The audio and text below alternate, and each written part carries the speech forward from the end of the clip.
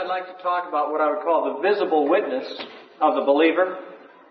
And I do not mean that the visible witness is to replace the audible or verbal witness of the believer, but certainly one without the other. Let me put it this way. If you were to only have one and to lack the other, it would be more important to have the visible witness than the audible witness. Now, I don't say that to say that the audible verbal witness is not important. It is. But a verbal witness where there is no visible witness is of less value, especially if the people are hearing you say something but they see you doing something the opposite. That's what I'm talking about. If what they see does not agree with what they're hearing, it will be a stumbling block. Whereas they might be seeing something very positive and hear nothing because you say nothing, and still be very impressed by what they see alone. So, I mean, if you were stuck with one or the other, if you had to make your choice, the visible witness seems to have the greater impact. Though, one of the problems with the visible witness is without the verbal, people don't know exactly what it is you're witnessing about. Verbally, you convey the actual facts of the gospel and the reasons behind what you're doing. But people will be more impressed initially and possibly in the long run also by what they see. Now, the Bible indicates that God gives visible confirmation to His Word. Jesus said in John chapter 5, after He was telling the Pharisees of all the confirmations about the truthfulness of His words, He mentioned John the Baptist, but then He said in verse 36, John 5:36, "But I have a greater witness than John, for the works which the Father has given me to finish, the very works that I do, they bear witness of me, that the Father has sent me." Now, the works that He did, which very probably refers to the miraculous works, although the word works doesn't have to mean miraculous works, it could mean just His good works of charity and consideration and compassion. Those works, in fact, also bear witness to who He is. But let's start considering the miracles.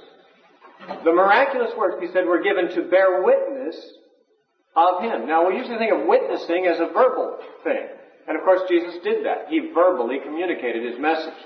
But He said, in addition to what I'm saying, you have a visible witness to me. The works that I do, you see those. You don't hear them, you see them.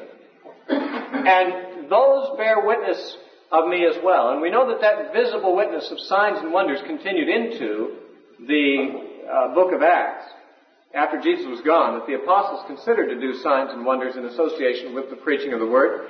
And in Mark's Gospel, it tells us specifically that the purpose of those signs and wonders was to confirm the Word visibly. The Word was spoken audibly, but God gave a visible attestation of the veracity of what was spoken. In Mark 16:20, after Jesus gave the Great Commission to the disciples and ascended into heaven, Mark tells us, not verse 20, I gave you the wrong verse number, it's verse 19 and 20. It says, "So then, after the Lord had spoken to them, He was received up into heaven and sat down at the right hand of God. And they, the disciples, went out and preached everywhere." That's the verbal witness. "The Lord working with them and confirming the word through accompanying signs." They spoke the word verbally, and the confirmation of the word was given visibly. In this case, in the case of the apostolic preaching, the visible witness was that of miracles, just as with Jesus. He said, if you don't believe me, believe the works that my Father gave me to do. If you don't like what I'm saying, look at what I'm doing. That should convince you that the Father sent me. And so the apostles also preached the word, but God confirmed the word with signs following. We also have a confirmation of that doctrine, of the purpose of miracles was largely to confirm the word. In Hebrews chapter 2,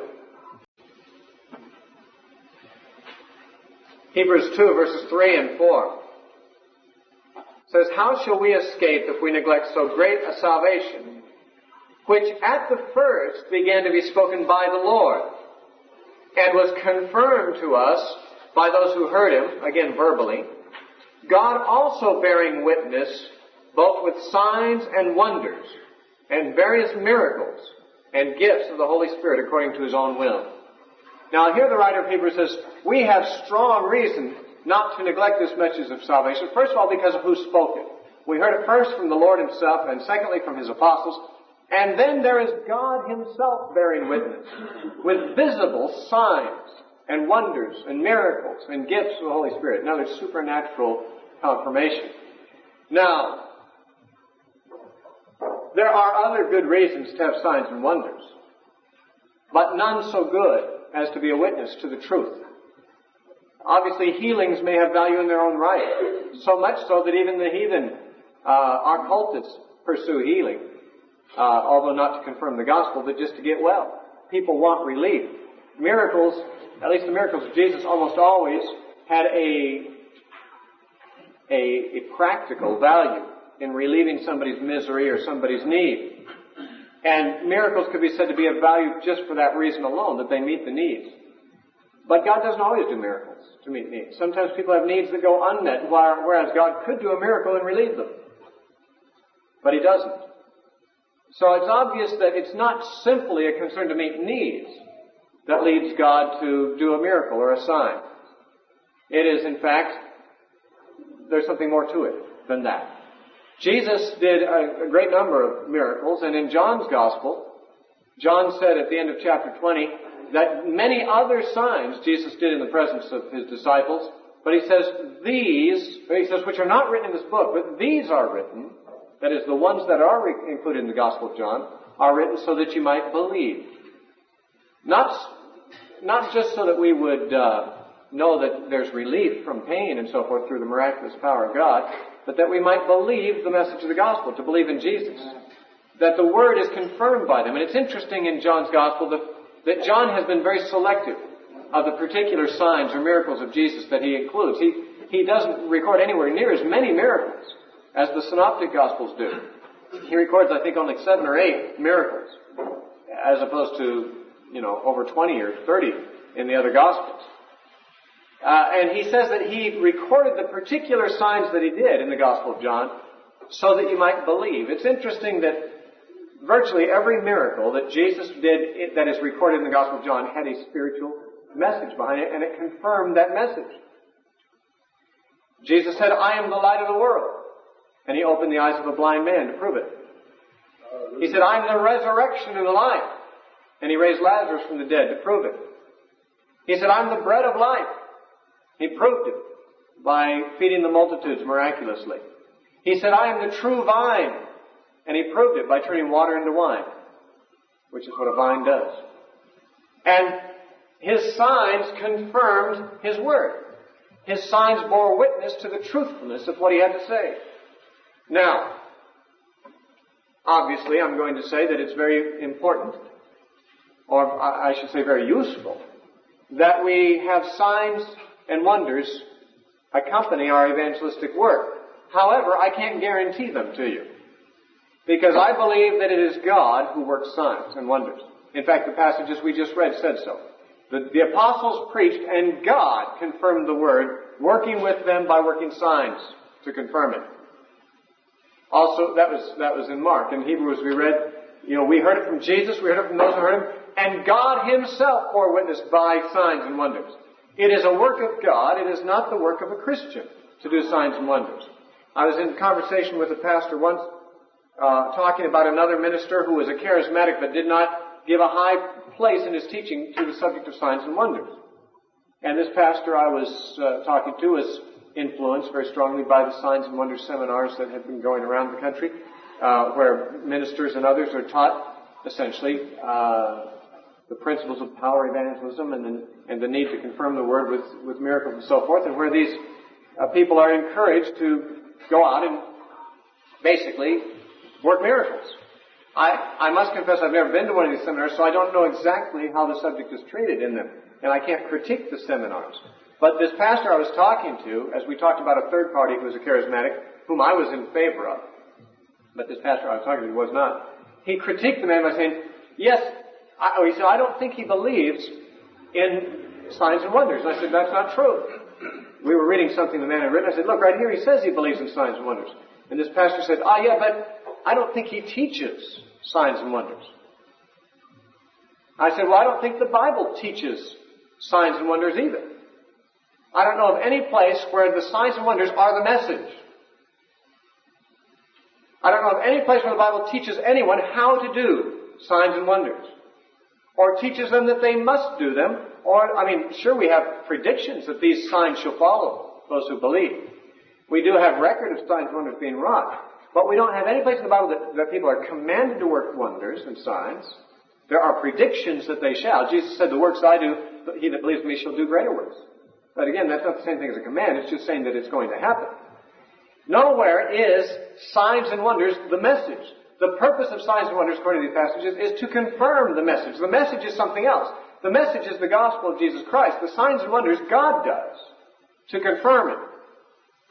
Now, I'm not saying you shouldn't trust God to do signs and wonders. And if you're ministering to a sick person, you may feel very strongly inclined to pray for them to be healed. Saying, I believe God can heal you. I'd like to pray for you right now and ask God to do so. And, God may, if you have childlike faith, God may well honor it. At the same time, I prayed for people with faith, with real faith, and they weren't healed. And I just have to realize that sometimes a sign or a wonder is going to be available, and sometimes God's not going to do that. He's going to do something else to confirm the Word.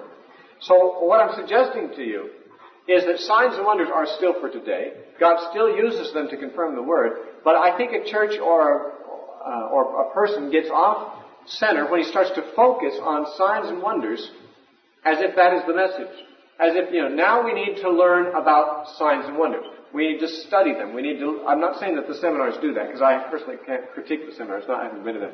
But I know some people want to do this. They want to analyze, how do we do signs and wonders? Okay, what's the procedure here for deliverance? What's the procedure here for healing? What are the guidelines here? What are the methods? Well, the amazing thing about Jesus is that he did many similar miracles in very different ways. He healed how many blind people in his ministry? Recorded. Something like 7 or 8, or 6. A certain number of blind people got healed on individual occasions. No 2 were done through the same method. There were no 2 that were done alike. They all resulted in a blind man receiving his sight. But one case, Jesus spit on the ground, made mud, and put the mud in the guy's eye and told him to go wash it out. Another time, Jesus put his finger in his eye. Another time, he just spoke to the man, healing and so forth. And you go through and find Jesus did not establish any normal methodology. And maybe that's deliberate. Maybe that's so we would not learn to trust in methodologies. I remember the first time I ever encountered a demon-possessed person. And the first time I knew of it anyway, I had preached a message in a Christian camp. Actually, our band had played at a Christian camp, and I preached afterwards and gave an altar call. About 6 or so people came forward.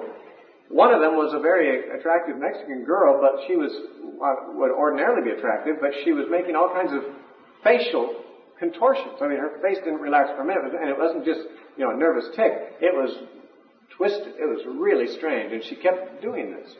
And I took these people, along with the band members, into the back room to counsel them and so forth and tell them what it meant to be a Christian.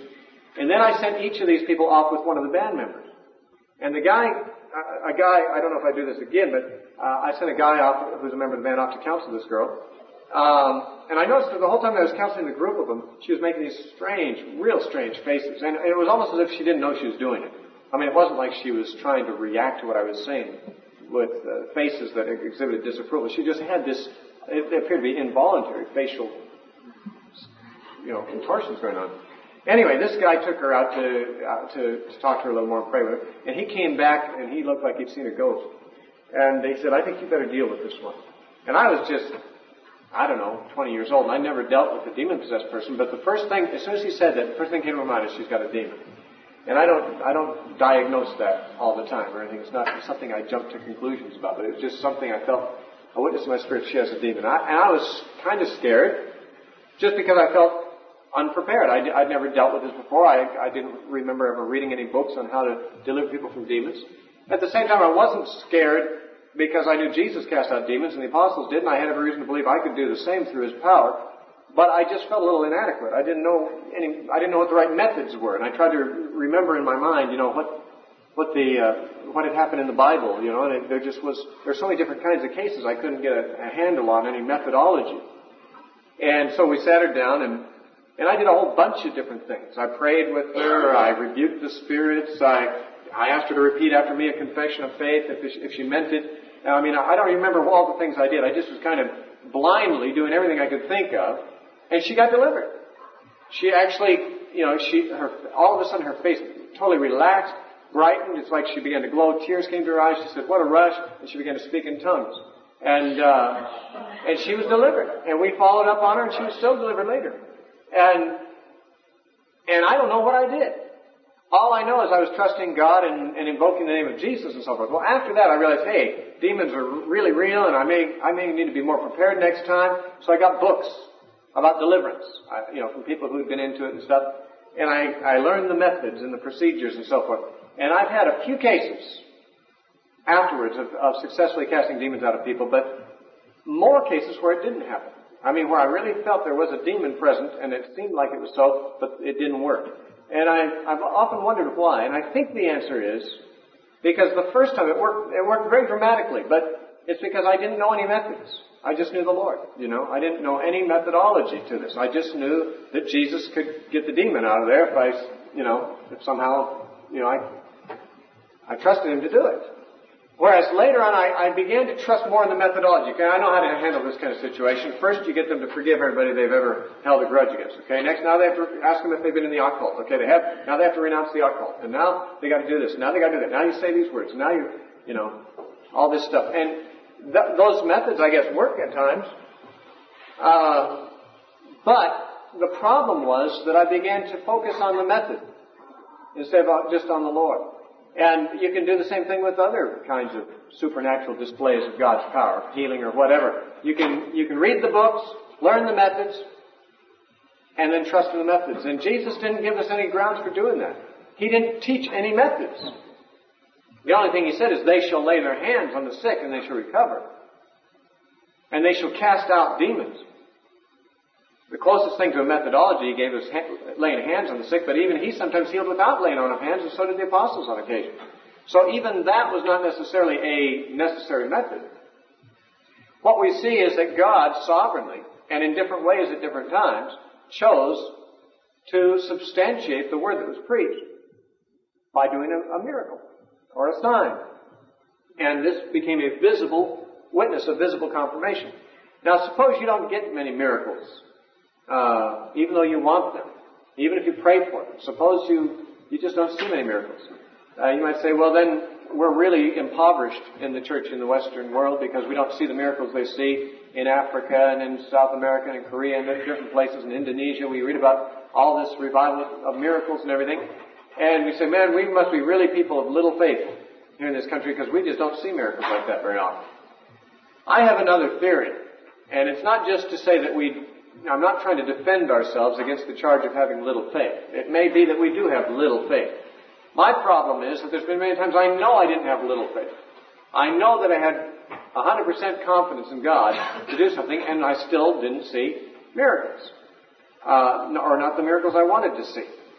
Sometimes different. God did something different. But I want to suggest to you something for your consideration, and that is the charismatic movement in some sectors, of which many of us are a part. I don't mean this church here, but I mean many of us come from charismatic background, has made gifts of the Spirit, signs and wonders and miracles, a thing to focus on in itself, when it was not ever intended to be that. That it's become something that we've desired, and part of the reason is because it seems like an easy way to get a quick fix to a bad situation, especially if we're sick or handicapped or something. And so it seems like an awful lot of the praying for the sick that goes on is praying for Christian sick people. And there's nothing wrong with doing that, by the way. But if you're like me, you've been in services where a lot of sick people got prayed for and a few got healed, or sometimes none got instantly healed. Some of them got healed a little later and could say, well, I got prayed for on this occasion and got well better. That might be a miracle, it might not be, but we don't see in the Bible so much Christians getting healed. It was usually when evangelism was taking place that a healing was done to confirm the word to the unbelievers. Most of the miracles were done on the forefront of the mission, not where the established churches were. It wasn't that the churches began to be bless me clubs where we just all get together to get God to relieve all our pains. As a matter of fact, the few cases we know of where healing was desired and was not obtained was among Christians. Paul's thorn in his flesh, whatever it was, he didn't get relief from it. Why? He was a Christian. He had grace for it. Timothy was certainly a Christian in the church, and he had constant or repeated infirmities, the Bible says. But Paul didn't say, now claim your healing, brother. He said, why don't you treat it with a little wine? That'll help. There was another guy, an associate of Paul's, named Trophimus, who was sick, and Paul said, I had to leave him sick in Miletum. I couldn't get him well. He was a Christian. No doubt Paul, who had healed so many others before, tried or prayed that Trophimus would be sick too. Would be well too, but he apparently wasn't able to get him healed. There's also a guy named Epaphras, who, according to Philippians chapter 2, was an associate of Paul's and of the church of Philippi, who had become extremely sick and almost died, but he did get healed in the end. And Paul breathes a sigh of relief when it happened and says, but God had mercy on him and on me, lest I should have sorrow upon sorrow, and he healed him. But the indication is that he was sick for a good long time and very close to death. And that healing was by no means something that was in the bag, but God mercifully did heal him. It's interesting that so many times among Christians in the New Testament, healing is denied them by God.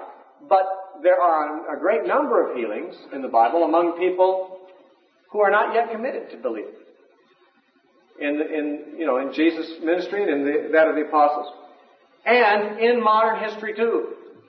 If the study of modern missions will demonstrate, I think, that the majority of miracles that God is doing today are on the mission field, especially in third world missions and places where there's a confrontation between the gospel and pagan or occultic systems of religion, where God confirms the superiority of the gospel message by showing His power in these ways. And it seems like the miraculous power of God is most commonly seen at the vanguard, at the cutting edge of outreach, where the church is in contact with the world, and where the world needs to see some kind of confirmation of this message. After all, why should they believe a message that we tell them? Why should they believe our story more than someone else's? Well, God confirms it to them with signs following. But you might say, but our society needs signs too. We've got a lot of unbelievers in our society. Yes, but there's another kind of witness. Once the church has been established, there's another miracle that remains and is constant for the world to see. Jesus said, by this shall all men know that you are my disciples, if you have love one for another. In John 13:35. He also said in John 17:21 through 23, he prayed for the unity of his people. He said, so that the world may know and that the world may believe that you have sent me. Now, this is not removing the validity of signs and wonders, and God still does them even among Christians at times. But it suggests that there is a different kind of visible witness once the gospel has made a penetration into an area and has established a beachhead, and there is now a community of believers. The very lives of those believers are intended to be the visible witness. Now, when you're going to an area where there's no church, signs and wonders are the most miraculous way that God can confirm His word. But where the church has been established, the ongoing presence of the church, of the Christian community, should provide the kind of visible witness that should convince the world. Look at the book of Acts, chapter 2. Acts chapter 2. Beginning with verse 41.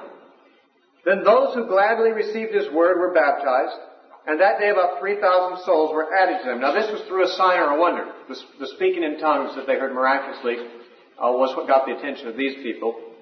But then there was a church in Jerusalem after this time, a big one.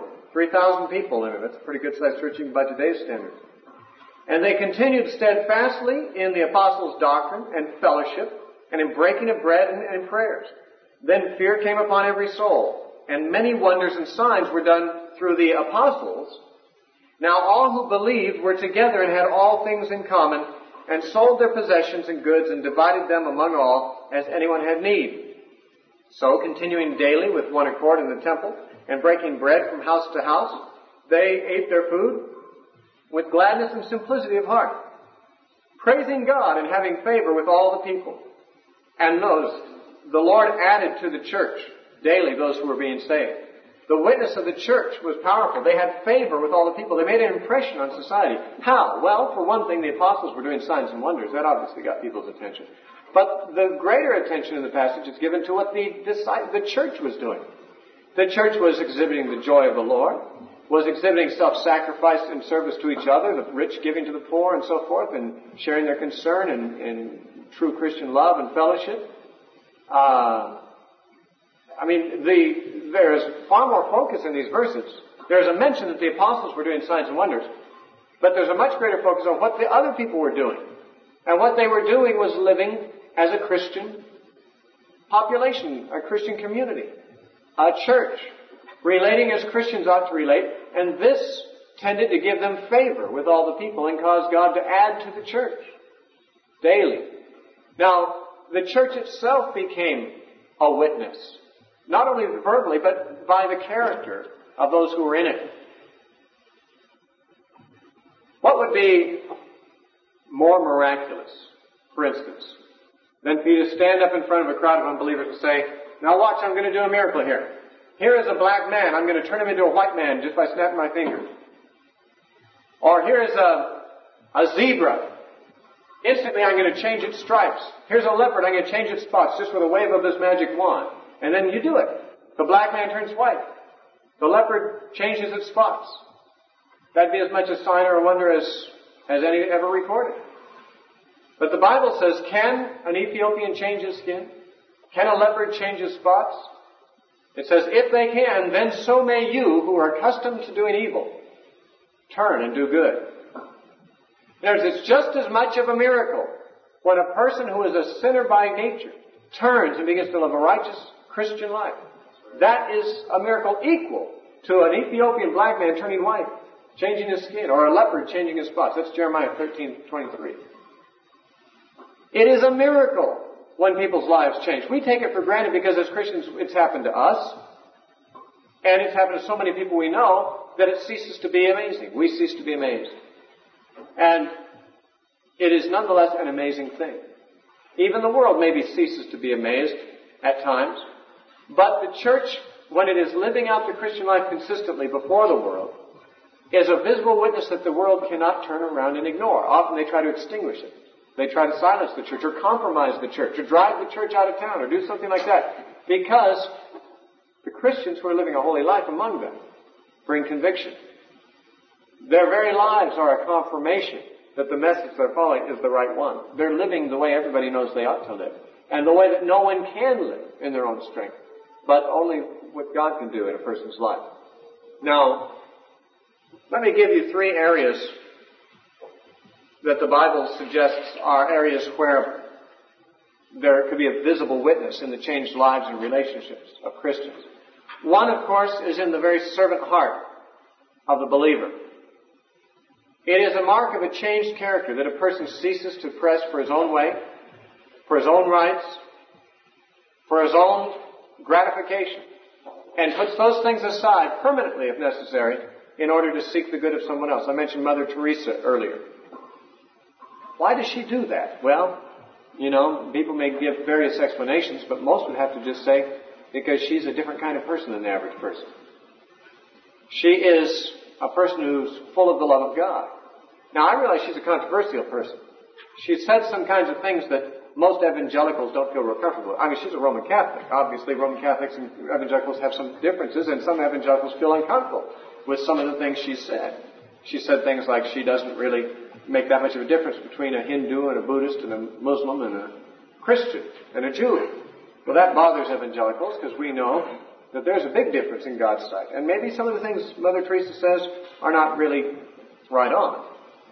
But it's not by having right-on statements that people will know who a disciple is, but by love. And in that respect, Mother Teresa outshines most evangelicals I know, and has made a tremendous impact on anyone who's been exposed to her. The world knows her name, and I don't think she necessarily wants to be known by the world, but the love that she exhibits, the servant attitude she has become a witness that, almost everyone speaks reverently of her when they speak of her at all.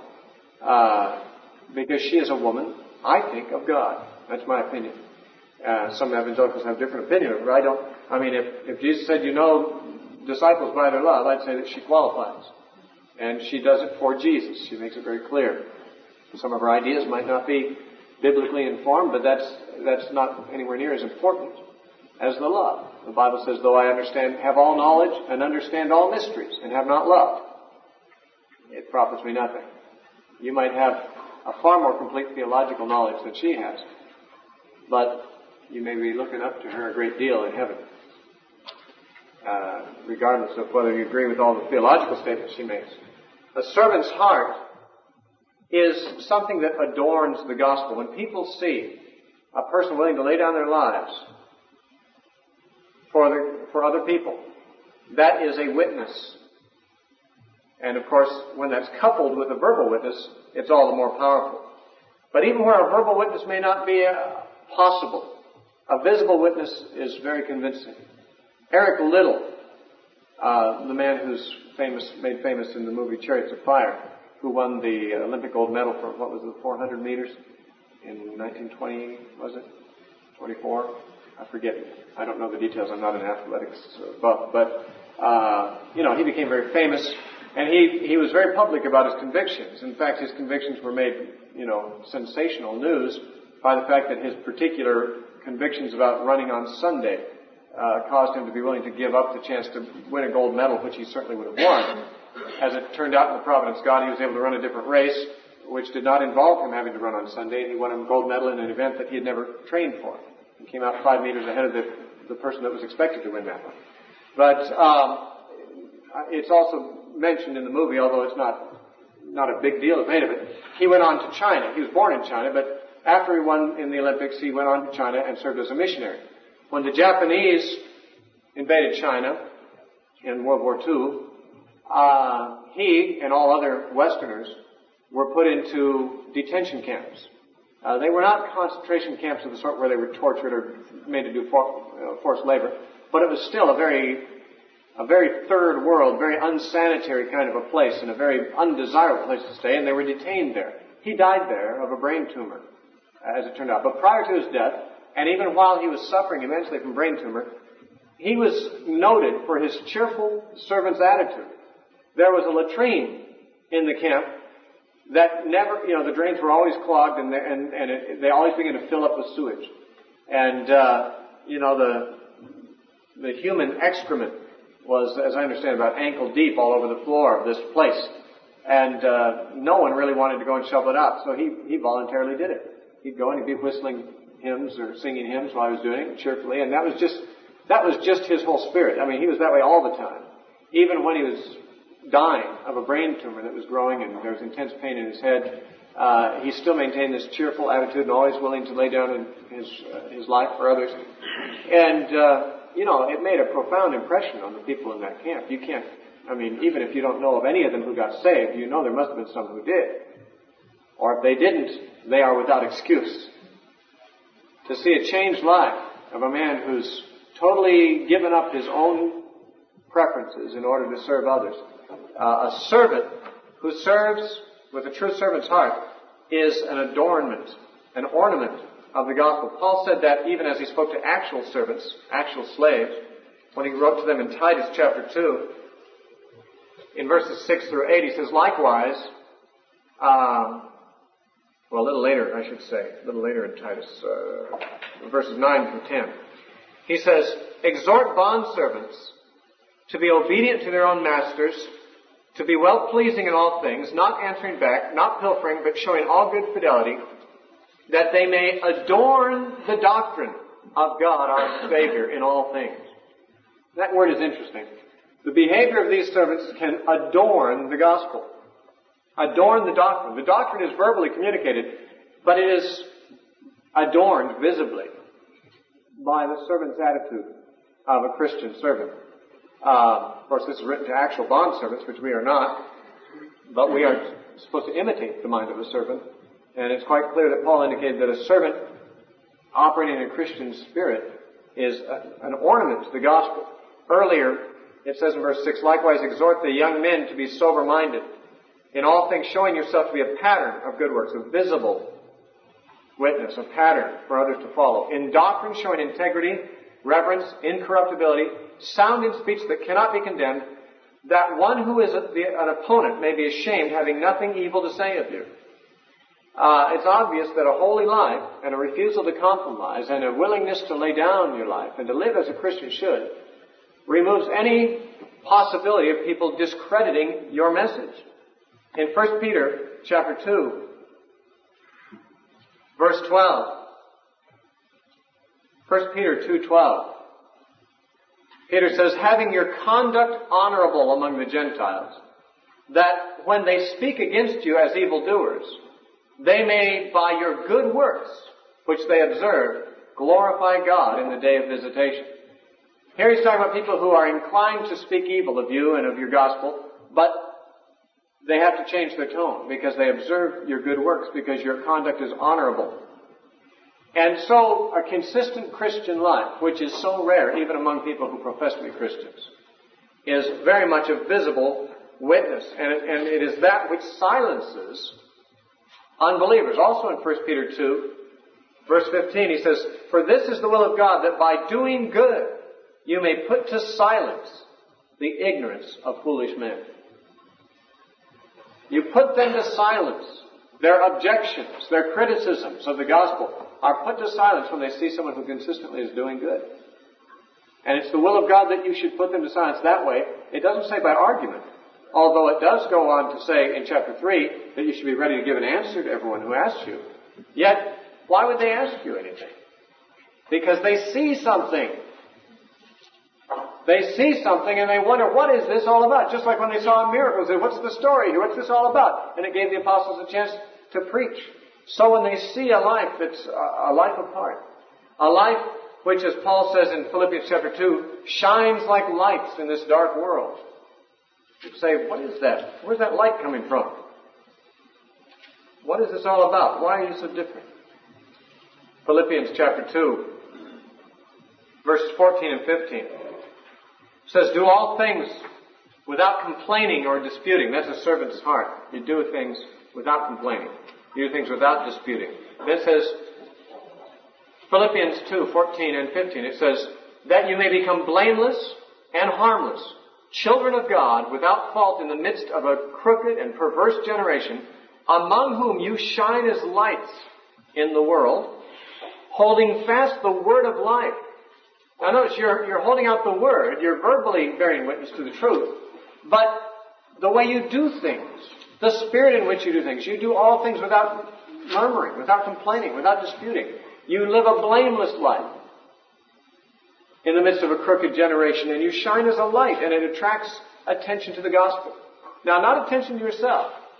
Of course, the attention might initially be to yourself, but when the attention is drawn to you, that gives you a chance to turn the attention to God. Jesus said, let your light so shine before men, that men may see your good works and glorify your Father.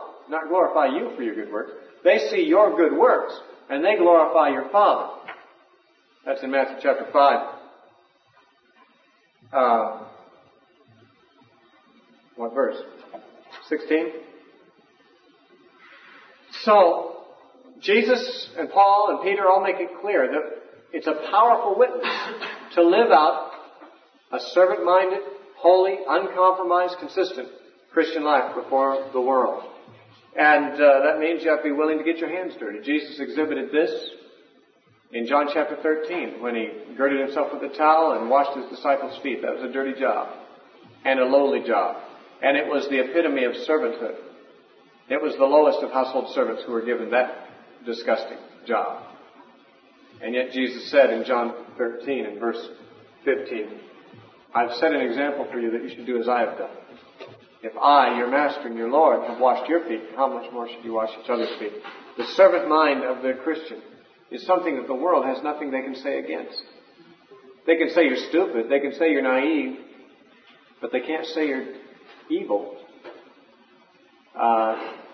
You exhibit the righteousness of the gospel and of what it does in the life of a Christian, and the fact that it really is the power of God unto salvation when you exhibit that you are living saved from your former selfish conduct and living in a new way that is actually an adornment, an ornament to the gospel. Now, certain kinds of relationships are especially visible witnesses. The Christian family, for example, can be. If you happen to be a family person eventually, you should view your family as just another tool to visibly glorify God in the eyes of unbelievers. It is extremely rare in our time to find, for example, mothers who are willing to live more simply so that they can stay home with their kids, and who are devoted to their husbands and are not always in competition with their husbands, and are simply cheerfully, consistently submissive to their husbands. In Titus chapter 2, again, we see Paul talking about this as a visible witness again. Verses 4 and 5. Titus 2, verses 4 and 5 says that they admonish the young women to love their husbands, to love their children, to be discreet, chaste, homemakers, good, obedient to their own husbands, so that the word of God will not be blasphemed. In other words, their behavior toward their children, toward their husbands, toward their role as homemakers, that behavior causes the word of God to be made credible and prevents it from being blasphemed. It is a visible witness. Likewise, husbands. It's very rare to find husbands and fathers who are committed to their children and committed to their wives, who stay home at night with their families rather than going out drinking with the guys or just going out bowling or whatever else. Not that any of those things are bad, but when that becomes the pattern, every night is spent trying to get away from the wife and from the kids. Or when the weekends are spent in ways that, where the father just watches television and drinks beer while his kids are running wild without his attention, without his care in their lives. That's obviously the normal pattern in the world. And people they often take a double take, when they see a father who stays home with his kids on the weekend and does things with them and stays home with his wife at night for the most part. I mean, people aren't accustomed to that.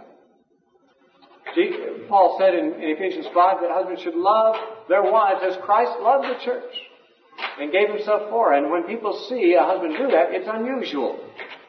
And it's unusual enough to make them in many cases say, well, they've got a pretty good family. I wish my family was like that. They must have something going on that most people don't have. And when they find out that you're Christians, it adorns the gospel. It adorns the gospel. Christian family life. Likewise, children. Now, not all children in Christian homes are Christian children. For example, I really don't know yet how many of my little kids are true Christians. Obviously, they all believe in Jesus.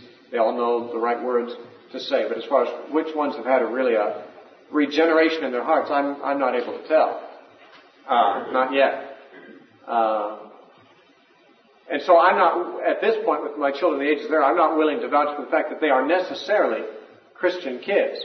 If they were and behaved differently than other kids, that would be a remarkable testimony, not only to their peers, but to the parents of children who are out of control. But even if my kids are not yet believers in the sense of regenerated believers. They are believers. They believe in Jesus and God and so forth. But I don't really know that they know Him yet. I think one of them may, but in fact, I suspect that is the case.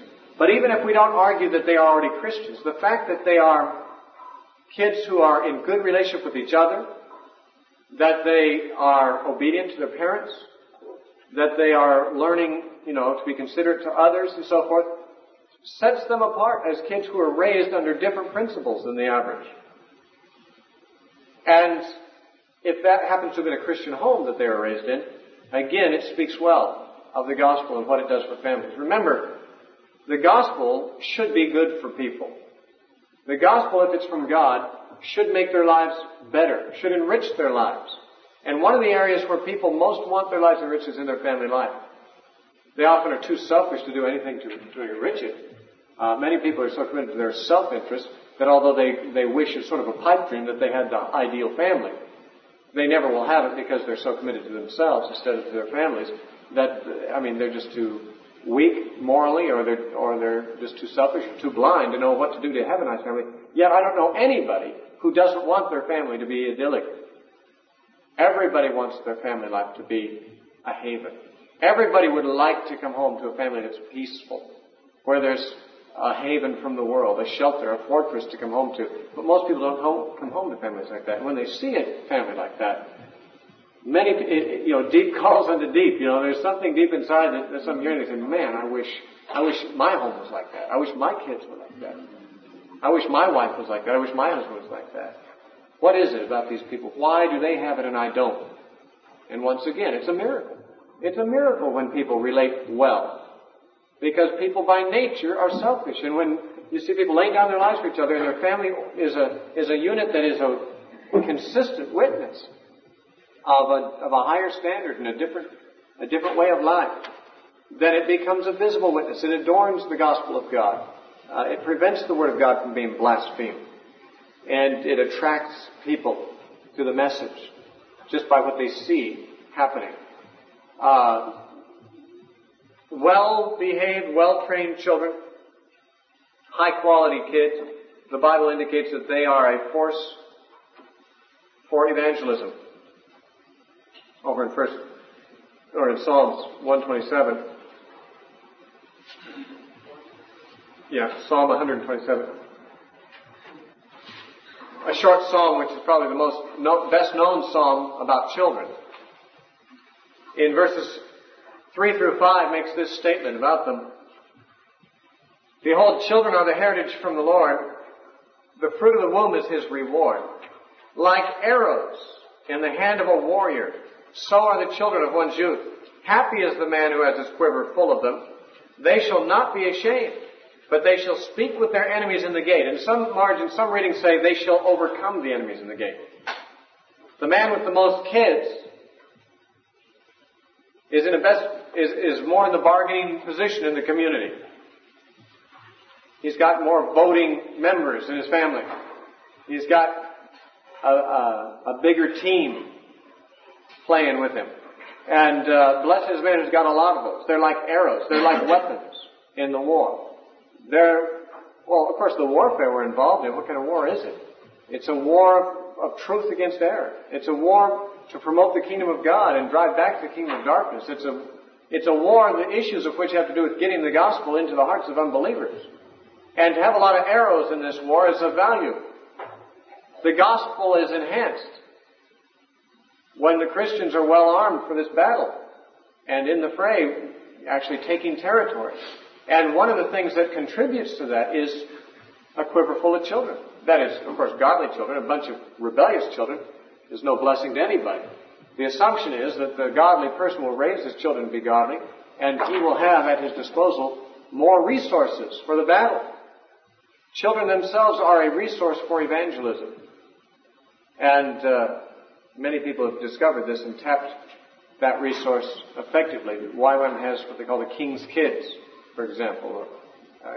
Kids of various ages go out overseas and do songs and dramas and so forth and make an impact. But, kids who are not just, following every Ninja Turtle fad or whatever that comes along and are not grasping for material things all the time and who are content and happy and respectful and especially evangelistic is a tremendous witness. And even if the kids are not evangelistic, because they may not yet be Christians, yet the fact that they are happy and secure and loved and respectful because they have Christian parents who are teaching them those things is a tremendous visible witness to the world around them that looks at them.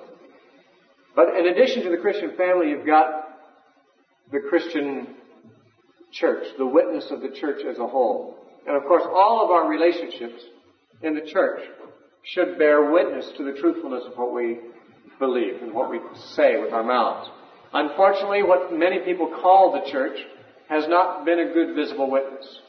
Unfortunately, the word church today has been associated with this building and that building and another building, and the people who have their names on the membership rolls of the corporations that hold their official meetings in those buildings. The true church, of course, is simply the people of God. Some of them are in this church, some are in another church, some are in another church. They're all over the place, and some are not going to any of those churches. but they are living for Jesus Christ and living like Christians. And the true church, the true community of believers, the way they act toward unbelievers and toward each other, the way they share their possessions, the way they give up sleep to counsel each other late into the night, or to go and volunteer to work on their day off to help somebody who's got a big job that needs to be done or something. Just the way they serve one another as a community is a witness. The early Christians were spoken about by the Romans, we are told, as those who loved one another. It was common for people to say, "Behold how they love one another," these people, these Christians. And that should be the visible witness of the church as a whole, not only the family or the individual life, but the whole church corporately. We saw in Acts chapter 2 that there was tremendous joy. The world is desperately looking for joy. When they see people who really are joyful, not people who just have artificially pasted on a waxy smile, because they know that as Christians they're supposed to be rejoicing in the Lord, but people who are obviously unruffled by crises that come up.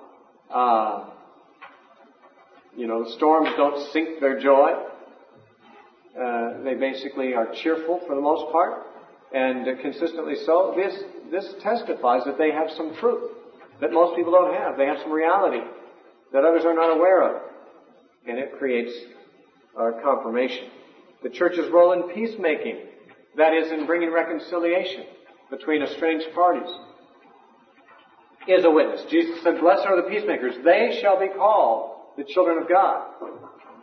Who will call them that? Well, God will call them that, of course. But it doesn't say God will call them His children. It says they will be called the children of God, as if that's what they will be recognized as by the very activity of peacemaking. Not peacekeeping. Peacekeeping is usually defined in military terms. Peacemaking is the ministry of reconciliation, where persons are conciliatory toward parties that are hostile. Christian counselors, marriage counselors and so forth, obviously, are involved in this. But Christians should be the kind of people that when they walk into dispute, if there's a fight or a brawl or an argument taking place, that the Christian just has a calming effect and a reasonable approach and a fairness that promotes peace in a situation that was volatile previous to their appearing. Now, of course, Jesus did say, "I didn't come just to bring peace, but also a sword." And sometimes Christians, their very presence irritates unbelievers and causes riots.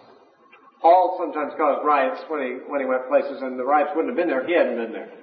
But the fact of the matter is, Christianity is really a relationship, and it calls people to a relationship of unity and peace with other people of goodwill, and even a desire to bring other people into peace and harmony with God and with their fellow man. And social involvement is often something Christians are called to do. Again, that is maybe not always appreciated by the world. The pro-choice advocates do not appreciate the social involvement of the pro-life Christians. But it's a witness. They think it's strange. They don't know how to interpret it. That these people, in order to save the life of an unborn child they've never met, would go to jail for 2 or 3 years. Or get their arms broken by the police. Or have things thrown at them. Well, why do these people do this? The pro-choice heathen don't know why. And they don't appreciate it. But the witness is not lost on them. They know that these people are standing for something. They may not approve of what they're standing for, but they know they mean it. And Christians should take a firm stand as a group against things that we know to be wrong. Unfortunately, Christians too often compromise, or people who call themselves Christians compromise in those same areas that other Christians are standing against, and that weakens and dilutes the witness of the church. But the visible life of the relationships of Christians with each other, the very morality and servanthood of individual Christians, and even Christian families in particular, are very powerful, visible witnesses. I think as powerful as signs and wonders, maybe more so. Because a sign or a wonder happens in a moment, and then it's over. Whereas the presence of consistently Christian lives is a sustained testimony that's always there whenever anyone looks that direction. that there is a God, and that the gospel changes lives, and that it is what all people need, and that it is the truth. And therefore, in addition to the verbal witness, Christians need to be very concerned that they are participating in a visible witness to the world of the gospel and its validity. And there may be times when you go long periods of time without a good opportunity to speak about the Lord to people. But your life at all times, whether you have frequent encounters where you talk with a non-Christian or infrequent, at all times your life can be bearing witness and will often give occasion for you to speak to unbelievers because they'll be so impressed by the way you live. So I do not want to rule out signs and wonders as a visible witness. That still happens and God still uses it. But as I said, I think those happen more often on the frontiers where new ground is being broken. There's no church there to be a witness. And therefore God does just unusual supernatural things to confirm the word where the missionaries are going. Miracles still happen, somewhat less frequently it seems, once the church has been established. But that's because there's a more important kind of witness that bears witness to God's greater priorities. God's greatest priority is not to heal the sick, because God's greatest priority is not to look out for the physical, temporal needs of man. He does care about that. But His greatest priority is to change sinners into holy people. And the fact that the Christian is living a holy life is the witness to the fact that that's what God's priority is, and that God can do it. And God supernaturally changes people.